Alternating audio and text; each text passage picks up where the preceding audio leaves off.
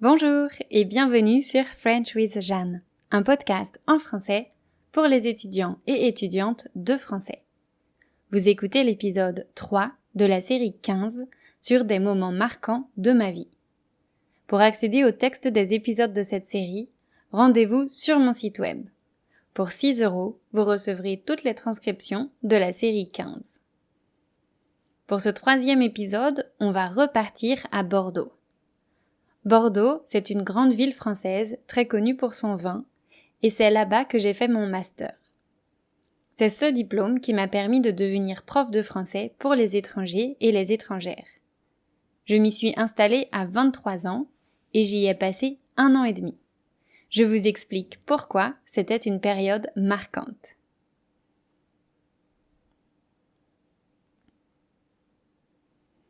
La première chose qui a rendu cette aventure mémorable, c'est que c'était la première fois que je m'installais quelque part sans connaître personne. Avant Bordeaux, j'avais habité 2 ans à Nantes, où j'étais en colocation avec une amie. Ensuite, j'avais passé presque 1 an en Pologne. C'était lors de mon année Erasmus. Je ne peux pas dire que je connaissais quelqu'un là-bas avant d'y aller. Mais j'avais quand même rencontré 2 autres personnes qui venaient aussi de l'université de Nantes. Et puis les étudiants et étudiantes Erasmus étaient logés dans 2 bâtiments, tous en colocation. On formait, de fait, une communauté, et il n'avait pas été difficile de se faire des amis. À Bordeaux, c'était différent. Je suis arrivée seule dans cette ville, avec personne pour me guider. C'était à moi de découvrir les lieux, de provoquer des rencontres, de me créer des habitudes. C'était à la fois euphorisant et effrayant. Dans l'épisode précédent, j'avais expliqué avoir quitté Sacha alors que je venais de m'installer à Bordeaux. J'avais passé quasiment 3 ans avec lui. J'étais assez éprouvée par cette histoire d'amour compliquée, mais surtout soulagée de ne plus être en couple. Quand je suis arrivée à Bordeaux, j'étais donc impatiente de faire de nouvelles rencontres. Grâce à mes cours, c'est vite arrivé. Ma promo n'était pas grande, on n'était qu'une trentaine d'étudiants et d'étudiantes. J'adorais ma promo car elle était constituée de personnes qui étaient passionnées par les mêmes choses que moi. Les voyages, les rencontres, la langue française, l'éducation. Chaque personne était attirée par des parties du monde particulières et il y avait même quelques étudiantes étrangères.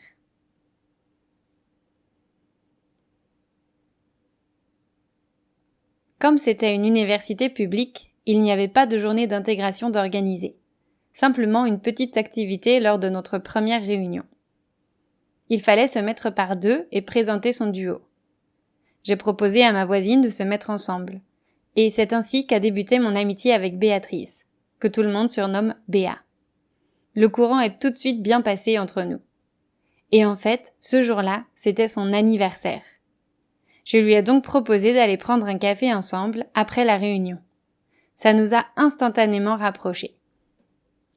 Béa a le même âge que moi. Elle vient de La Réunion, cette petite île française située à côté de Madagascar. Elle parle donc le créole, surtout quand elle s'énerve. Elle a le sourire facile, un rire communicatif et un fort caractère. Elle est bavarde et curieuse, déterminée et généreuse, drôle et travailleuse. On mangeait toujours ensemble le midi, et on faisait souvent équipe lorsqu'il fallait travailler en groupe. Avant d'arriver à Bordeaux, elle avait passé 1 an en Allemagne en tant qu'assistante de prof dans un lycée. Notre duo est devenu un trio quand on a rencontré Nicolas, que tout le monde surnomme Nico. Nonchalant, blagueur et pas stressé, Nico nous faisait rire.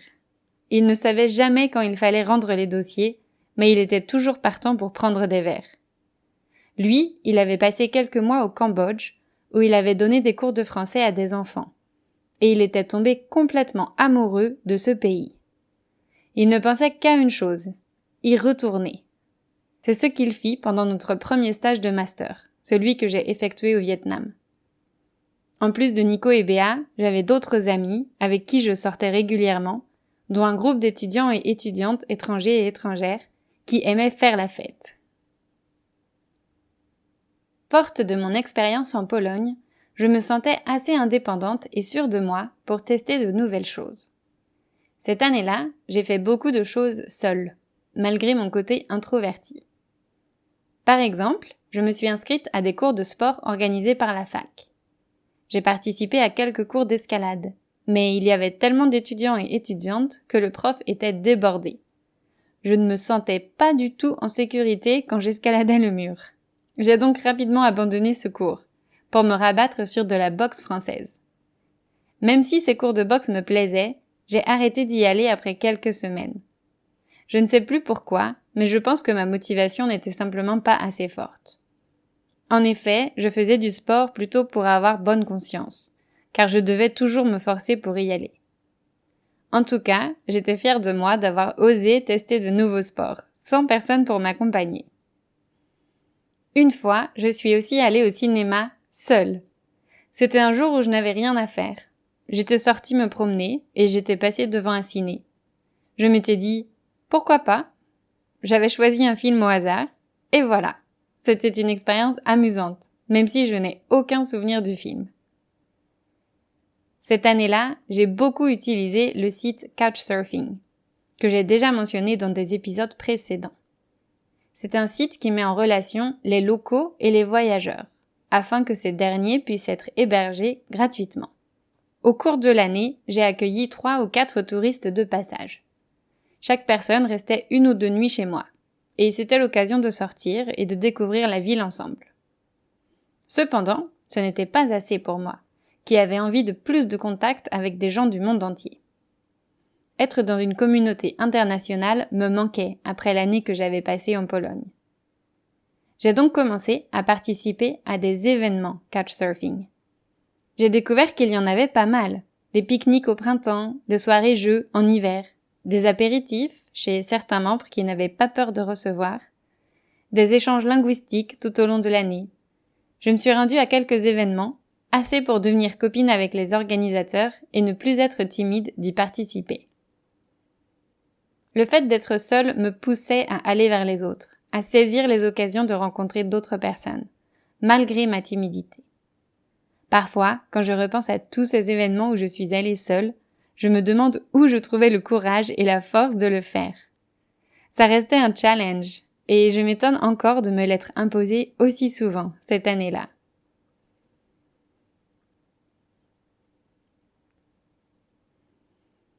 La première année que j'ai passée à Bordeaux, j'ai habité seule. Ça aussi, c'était nouveau pour moi, qui n'avais habité qu'en colocation ou chez mes parents. On avait trouvé un appartement en plein centre-ville, au rez-de-chaussée d'un immeuble de 3 étages qui faisait l'angle d'une rue. Il y avait un petit couloir dans l'entrée, une salle de bain, une cuisine et une grande pièce de vie, où on avait installé mon lit, un bureau et un canapé. C'était grand pour une seule personne. J'avais de la chance.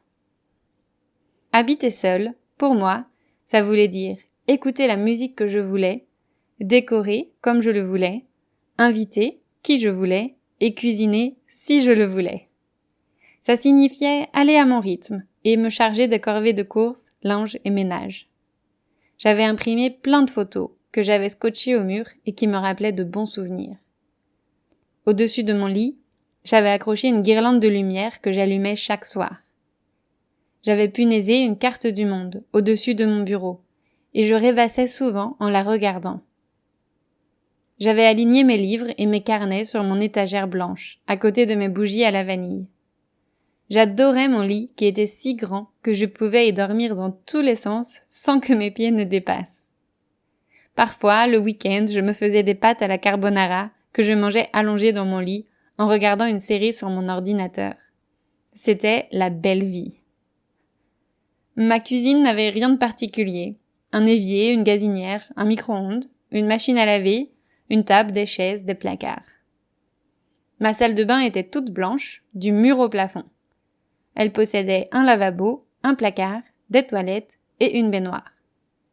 De temps en temps, je prenais des bains, quand j'étais particulièrement fatiguée ou stressée. Prendre un bain a toujours été un luxe pour moi, quelque chose que je me permets de faire seulement occasionnellement. J'aimais particulièrement ma salle de bain, car comme il y avait du carrelage sur les murs, je pouvais écrire dessus et effacer les messages facilement. Ça me plaisait d'inscrire des messages éphémères.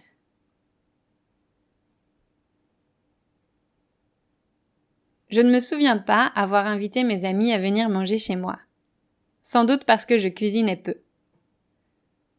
Toutefois, ils venaient souvent pour prendre l'apéro ou le thé ou manger des pizzas.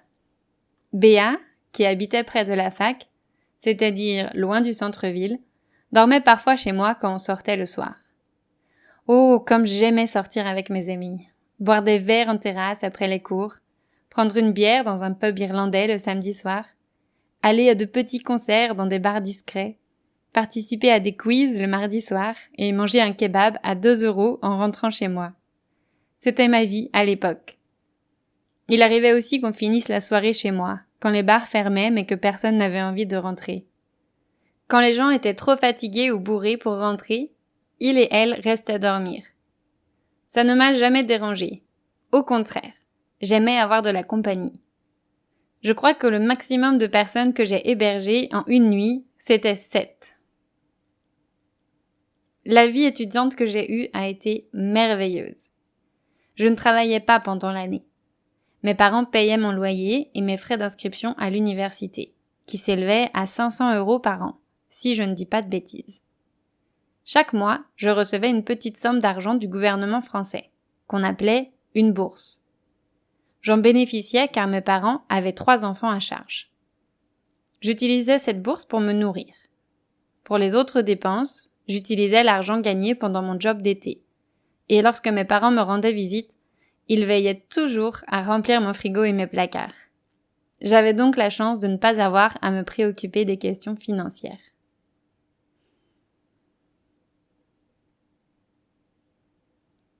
La dernière raison pour laquelle cette période a été marquante pour moi, ça a été le fait de faire des études qui me passionnaient. Mon parcours éducatif a été très classique. 4 ans au collège, 3 ans au lycée, 3 ans de licence à l'université. J'ai choisi une licence de langues étrangères appliquées, où j'ai étudié l'anglais, l'allemand, le russe et le polonais, ainsi que de l'économie, du droit et de la comptabilité. À l'issue de ma licence, je ne savais vraiment pas quoi faire. Je savais que je devais me spécialiser. Mais dans quoi? Devant mon désarroi, ma maman m'a emmenée voir une conseillère d'éducation, qui m'a fait passer quelques tests de personnalité avant de déclarer « Avez-vous déjà pensé à enseigner le français aux étrangers ou étrangères ?» Je n'avais jamais entendu parler de cette option. Et j'ai tout de suite été séduite par cette idée. Toutefois, je ne pouvais pas entrer directement en master, car il fallait avoir suivi cette option en licence ou avoir eu une expérience d'enseignement. Comme je n'avais ni l'un ni l'autre, j'ai choisi de faire une mise à niveau d'1 an. Je n'ai pas le souvenir d'avoir beaucoup appris pendant cette année-là, mais j'ai au moins découvert que le sujet me plaisait.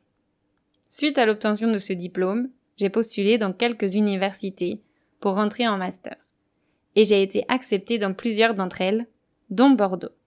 C'est comme ça que je suis arrivée dans la ville, prête à tout apprendre sur la didactique.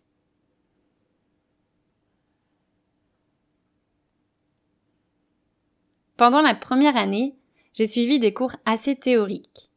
Il y en avait un sur la civilisation française, où j'ai étudié tous les symboles de la France et toutes les valeurs de la République, comme la liberté, l'égalité, la fraternité, mais aussi la laïcité. C'était super intéressant et le prof était passionnant. J'ai eu des cours de linguistique, où j'ai étudié ce qui rendait un texte cohérent, et des cours de linguistique comparée, où le prof comparait le fonctionnement de différentes langues, comme le latin et l'hébreu. J'adorais ça. J'ai aussi eu des cours de phonétique. J'ai appris à utiliser l'alphabet phonétique, ainsi qu'à comparer les sons utilisés dans les différentes langues. J'ai découvert comment on prononçait les sons, où il faut placer la langue, quelle est la position des lèvres, s'il faut souffler ou non. Ça m'est toujours utile aujourd'hui. J'ai aussi étudié les différentes méthodes d'enseignement. Certaines placent la grammaire au centre de l'apprentissage, comme l'impératif, alors que d'autres y mettent les compétences, comme comprendre un itinéraire. Enfin, j'ai appris à créer des séances et des séquences de cours, autour de l'oral, autour de l'écrit, autour d'un sujet, autour d'un document. L'année s'est terminée par mon stage de 3 mois au Vietnam.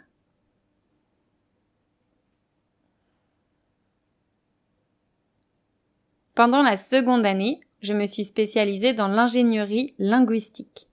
Ça veut dire que j'ai appris à créer des formations partiellement ou totalement en ligne. J'ai découvert plein d'outils informatiques utiles pour les enseignants et les enseignantes.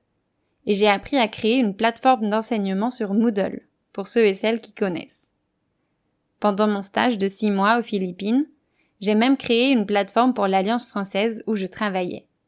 Mais malheureusement, j'ai compris trop tard que le projet n'intéressait pas du tout le directeur.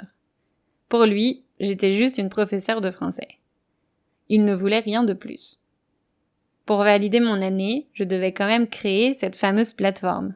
Alors je l'ai fait avec une motivation limitée, sachant qu'elle n'allait jamais être utilisée par des étudiants ou étudiantes. En tout cas, j'ai adoré mon master.